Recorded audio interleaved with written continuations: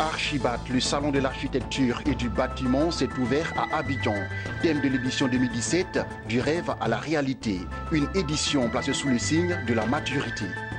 Le projet de recherche sur l'inclusion économique des jeunes et des femmes par l'entrepreneuriat inclusif a été officiellement lancé. Ce projet porté par la CAPEC, la cellule d'analyse politique économique du CIRES, vise à analyser la contribution de l'entrepreneuriat inclusif à l'autonomisation de la femme et à la création d'emplois pour les jeunes. L'Institut des sciences de commerce et de management d'Abidjan a lancé sa semaine de l'étudiant. Des journées qui visent à présenter aux étudiants l'école, ses règlements intérieurs et ses formations. Vous faites bien de vous informer sur votre chaîne de télévision Business 24 Africa. Bonsoir à tous et à toutes. Abidjan, la capitale économique de la Côte d'Ivoire, vit au rythme des salons. Après celui de la CEGC et des rencontres Africa, c'est le salon de l'architecture et du bâtiment qui a ouvert ses portes sur le parc d'exposition à quelques encablures de l'aéroport international Félix Houphouët-Boigny d'Abidjan. Du rêve à la réalité, c'est le thème de cette 6e édition d'Archibat. Suivons ensemble le compte-rendu de Jérémy Aoré, Lignon Gilbert et Sorochelina. 300 exposants venus d'une quinzaine de pays d'Afrique, d'Asie et d'Europe prennent part à la 6e édition du Salon de l'architecture et du bâtiment, en abrégé Archibat 2017, qui se tient depuis ce mardi à Abidjan. Du rêve à la réalité. C'est le thème de ce grand rendez-vous qui coïncide avec le 10e anniversaire de l'Ordre national des architectes de Côte d'Ivoire. Toute une décennie qui aura permis au dire des organisateurs d'enregistrer des résultats tangibles à tous les niveaux et d'apporter des solutions à la problématique du bâtiment dont ce salon en est une parfaite illustration. Nous sommes passés de 150 à 200, de 250 à 300 exposants aujourd'hui. Et en plus, nous enregistrons des exposants qui viennent de l'extérieur. Renforcer le bastion local. Et donc, cette progression est la preuve de l'intérêt que le marché international apporte à notre événement, donc à Archibat. En termes d'innovation, effectivement, savoir-faire local, innovation technologique, matériaux moins consommateurs d'énergie, permet d'avoir des maisons plus sensible à l'environnement et donc au développement durable. Quand le bâtiment va, dit-on, tout va. Mais en Côte d'Ivoire, l'architecte a-t-il véritablement gagné le cœur des populations? Pas si sûr. Et ce défi doit être relevé, comme le souhaite la présidente du CNOACI. Il faut qu'on efface cette image qu'on fait de l'architecte, que l'architecte est cher, donc on ne le consulte pas. Donc vraiment, c'est une chose que nous voulons enlever de l'esprit de tous les visiteurs qui viendront sur ce stand. Si vous voyez, nous avons fait un stand ouvert pour que les populations, le public s'approprie un architecte. Donc on est là pour donner des conseils, pour éduquer et faire même des propositions concrètes, élaborer des plans sur place pour nos clients pour qu'ils se rendent compte que l'architecte est accessible. Pour le ministre ivoirien de la Construction, du Logement, de l'Assainissement et de l'Urbanisme, les réformes entreprises au niveau de l'État augurent de meilleures perspectives pour un futur harmonieux de ce secteur. Nous avons travaillé sur des schémas directeurs d'aménagement des villes de l'intérieur, y compris Abidjan. Donc nous allons essayer de faire en sorte que la structuration urbaine soit plus harmonieuse, pour que les villes puissent jouer parfaitement leur rôle, leurs fonctions, les différentes fonctions qui sont assignées à les villes, et puissent jouer leur rôle. Le deuxième élément, c'est le cadre de l'environnement et le bâti. Et c'est là où le salon Archibat, lequel nous sommes, démontre que des progrès sont faits en termes de réflexion, en termes de mesures à mettre en œuvre pour que l'environnement soit le plus simple possible et le plus harmonieux. Donc des mesures ont été prises d'abord, des mesures pour restructurer certains secteurs, mais aussi des mesures pour appliquer les textes, parce qu'il y avait trop de laisser-aller. Le talent et le savoir-faire des architectes de Côte d'Ivoire doivent retentir comme un atout pour relever tous les défis. Le gouvernement entend jouer sa partition. Le gouvernement mettra l'accent sur une plus grande implication des architectes à la conception, au financement et à la réalisation des grands projets structurants d'infrastructures et du bâtiment. Il s'agit d'une orientation forte donnée par le gouvernement et les chefs de l'État dans le cadre de la révision en cours du Code d'investissement qui prendra en compte l'optimisation du contenu local des projets qui sont réalisés. Dans un tel contexte, le secteur privé en général, l'Ordre national des architectes en particulier, doivent apporter leurs expertises pour proposer des solutions techniques et technologiques innovantes et éprouvées pour répondre aux nombreux besoins dans ce domaine. Ainsi, je retiens que l'Ordre national des architectes de Côte d'Ivoire entend apporter sa contribution à l'émergence d'une urbanisation maîtrisée et d'un développement durable. En dehors des visites des différents stands, des conférences ainsi que des panels vont meubler le salon d'Archibact tout au long de la semaine. 300 exposants, tous acteurs de la surface bâtie, prennent part à cette édition d'Archibact. Notre équipe de reportage a rencontré le président de la Chambre nationale des experts immobiliers de Côte d'Ivoire ainsi que le directeur général de CIMAF, Ciment d'Afrique. On les écoute. Ciment de l'Afrique est une société à capitaux marocains dont le président est M. Anas Sefrioui. En juillet 2013, nous avons démarré notre première unité à Abidjan, dans la zone industrielle de Yopougon, avec une capacité de 500 000 tonnes. Cette capacité a été ramenée à 1 million de tonnes en avril 2016. Donc c'est un investissement aujourd'hui qui a coûté à peu près 60 millions d'euros pour l'unité d'Abidjan et aussi pour l'unité de San Pedro qui aujourd'hui est en cours de démarrage. Donc nous passons en Côte d'Ivoire d'une capacité de 500 000 tonnes initialement en juillet 2013 à aujourd'hui, c'est-à-dire octobre 2017, à 2 millions de tonnes par an. Le groupe Ciment de l'Afrique, CIMAF, est présent aujourd'hui dans 12 pays en Afrique.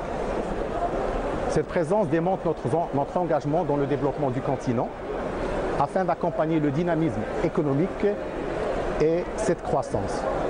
Au-delà de notre mission, je dirais, de produire et de développer des matériaux et services innovants, nous nous attachons à réaliser des performances opérationnelles, économiques et financières d'excellence au bénéfice de tous nos partenaires, tant privés que publics. Ici, vous êtes au stand de la Chambre nationale des experts immobiliers de Côte d'Ivoire et à l'occasion, n'est-ce pas, de la semaine Archibact, qui est la foire à l'exposition qui a été initiée par l'Ordre national des architectes de Côte d'Ivoire, auquel nous sommes partie prenante.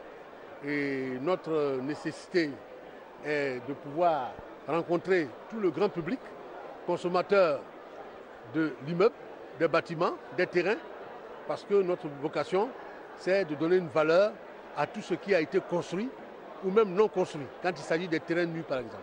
Voilà. Donc c'est ça, l'expert immobilier, sa mission, c'est de pouvoir fixer des valeurs de manière à séréniser les banques et établissements financiers lorsqu'ils doivent accorder des prêts pour qu'on achète ou aider à la vente d'un bien.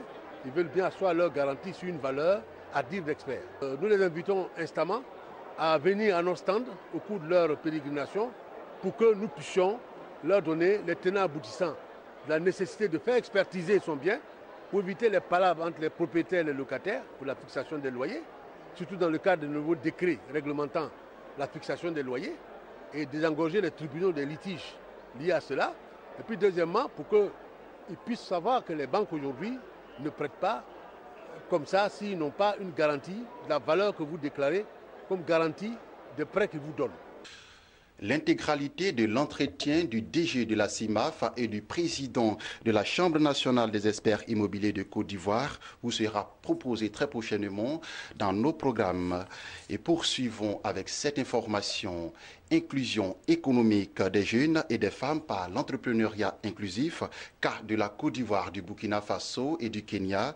C'est un projet de recherche porté par la CAPEC, la cellule d'analyse politique économique du CIRES, et financé par le CRD, le Centre de recherche pour le développement international. Ce projet de recherche vise à analyser la contribution de l'entrepreneuriat inclusif à l'autonomisation de la femme et à la création d'emplois pour les jeunes.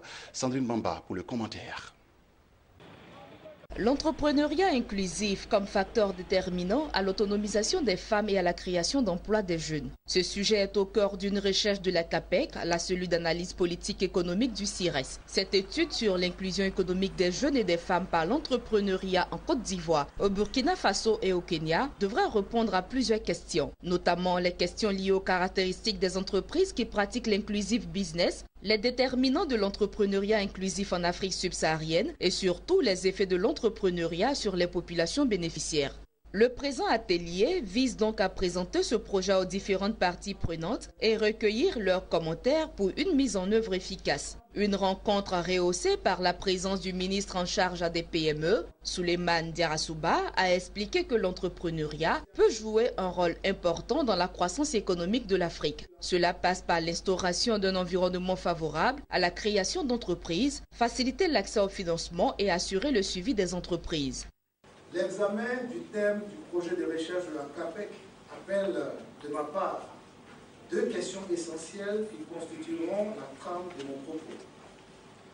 D'un, comment le modèle de l'entrepreneuriat inclusif peut-il contribuer à la création d'emplois pour les jeunes et à l'autonomisation des femmes? Et de deux, quelle devra être la contribution de l'État de Côte d'Ivoire pour accélérer le développement de l'inclusive business dans notre pays? Il me paraît donc utile de le réfléchir profondément aux meilleures stratégies et aux types de coopération pour accélérer la création d'emplois, l'autonomisation des femmes et la réduction de la pauvreté. C'est ici que le projet CAPEC trouve l'essence de sa pertinence.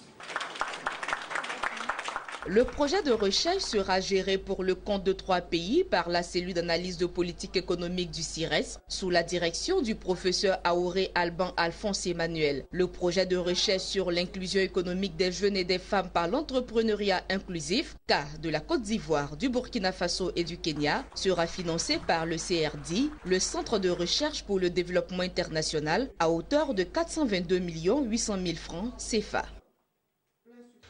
L'Institut des sciences de commerce et de management d'Abidjan vient de procéder au lancement officiel de sa semaine de l'étudiant. Des journées carrières qui visent à présenter aux étudiants l'école, les règlements intérieurs et ses formations. Une occasion également de permettre aux étudiants de rencontrer le monde professionnel et de poser des actions à portée sociale. Lawani Babatunde, Marie-Série. À l'Institut des sciences de commerce et de management d'Abidjan, comme partout en Côte d'Ivoire, l'heure est à la reprise des classes après plusieurs semaines de vacances. Ici à ISCM Abidjan, la rentrée est marquée par la semaine de l'étudiant. Des journées carrières destinées à présenter l'école, ses règlements intérieurs et ses filières de formation pour une bonne année académique. Au cours de cette semaine, les étudiants échangent également avec le monde professionnel pour s'imprégner des réalités de la vie active et acquérir des valeurs indispensables à la réussite socio-professionnelle à travers des actions à caractère social. Durant cette semaine, nous avons commencé par une journée de salubrité qui nous a permis de nettoyer le boulevard, la tri. Tout ça, ce sont des activités qui permettent à l'étudiant de grandir en soi, de grandir de manière dans la tête et de grandir de façon professionnelle. Cette semaine de l'étudiant a aussi permis de distinguer le personnel enseignant et administratif pour leurs tâches quotidiennes à toujours faire de l'ISCM Abidjan une école d'excellence. Un travail collectif sanctionné par la remise des RH Excellence Afrique à l'occasion des rencontres Africa 2017. Ce certificat que nous avons reçu, c'est une fierté. Non seulement une fierté pour moi, mais une fierté pour toute l'équipe, toute mon équipe. C'est une organisation en relation avec les entreprises et qui donc vient voir comment se passe la formation professionnelle pour que les enfants qui sortent de ces instituts-là puissent vraiment répondre aux attentes des entreprises. L'Institut ISM est le tout premier institut d'enseignement supérieur privé à avoir donc obtenu ces certifications. Nous sommes inscrits dans la qualité et nous allons même plus loin. L'étape suivante qui est la labellisation. Donc on va chercher maintenant à être labellisé pour que notre slogan soit toujours là, présent dans l'esprit des uns et des autres, en disant que l'ISM, le creuset des élites.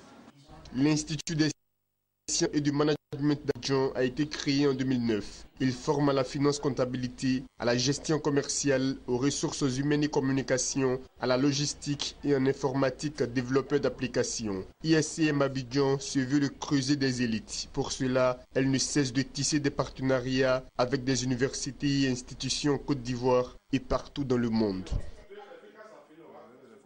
Et poursuivons ce journal avec cette information. 264 millions de francs CFA, c'est le montant décaissé par l'Union européenne pour venir en aide aux victimes des inondations au Niger. L'annonce a été faite par l'institution par communiqué de presse.